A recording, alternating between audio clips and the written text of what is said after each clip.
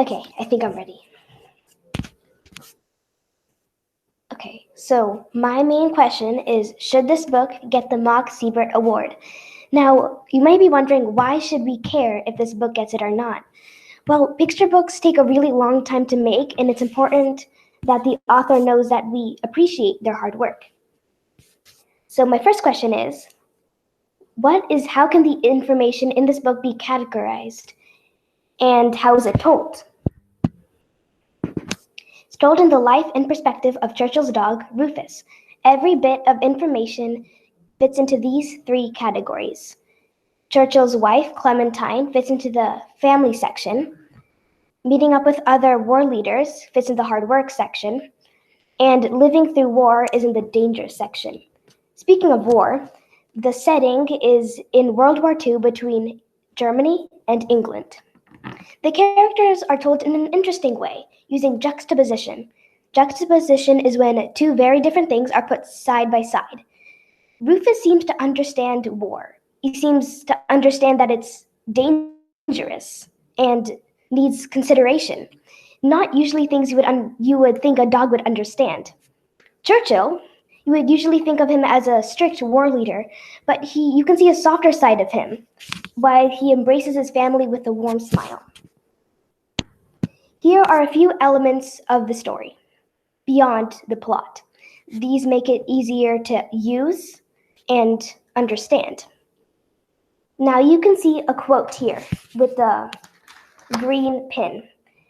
That shows how the character thinks while the plot goes on.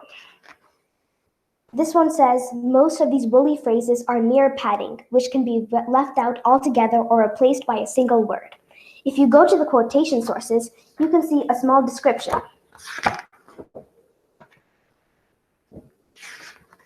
It says, Churchill, Winston, The Churchill War Papers, Volume 2, Never Surrender, May 1940 to December 1940, compiled by Martin Gilbert, New York. Speaking of sources, here's a biography and a bibliography. Those can expand your knowledge if you want to learn more about the topic. I think that the timeline is one of the most important parts. It gives a backstory to the character's actions, like what is Churchill thinking will happen throughout the war in the future. Now, why did this book matter? What can you learn from it? Well, the first time I read this book, I thought I didn't feel a strong connection to it. All of the book's story fills in England's boundaries. It doesn't go on to other countries like the US, which we're familiar with. But if we dig deeper, we can find a very important life lesson. If we can see what war can do to a person, we might learn that we shouldn't always jump into war first. It can lead to a peaceful future by using peace.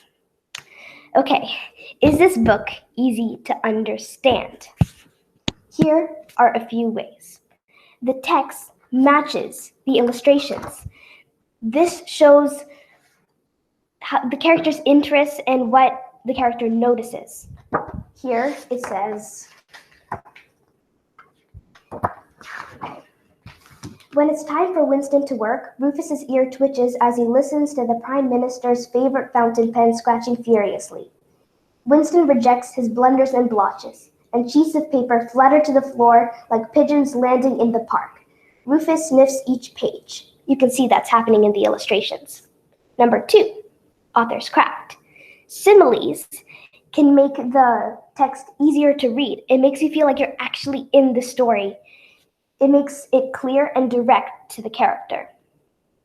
Number 3, there are so many papers about World War II out there, but Catherine Sibert focused on the most important parts of the story: the dangers, hard work, and family of Churchill and Rufus.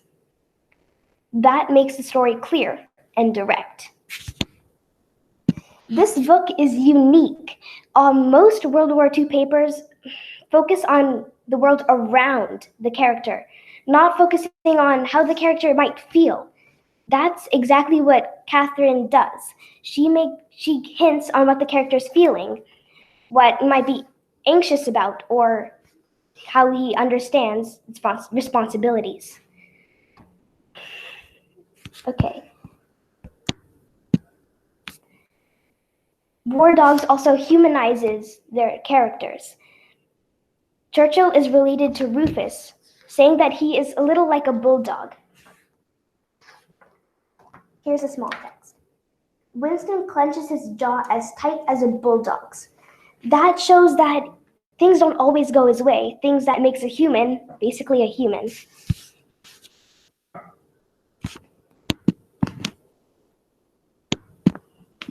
So we're going back to the main question. Nandita, just so you know, about 30 seconds left. About 30 seconds, okay?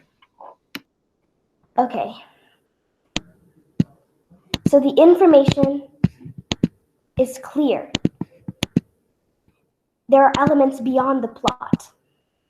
The book has a meaning. The book is easy to understand. The book is unique. The book humanizes its characters, making them seem like they're real. And those are all reasons why I think War Dogs by Catherine Sibert should get the Mock Sibert Medal.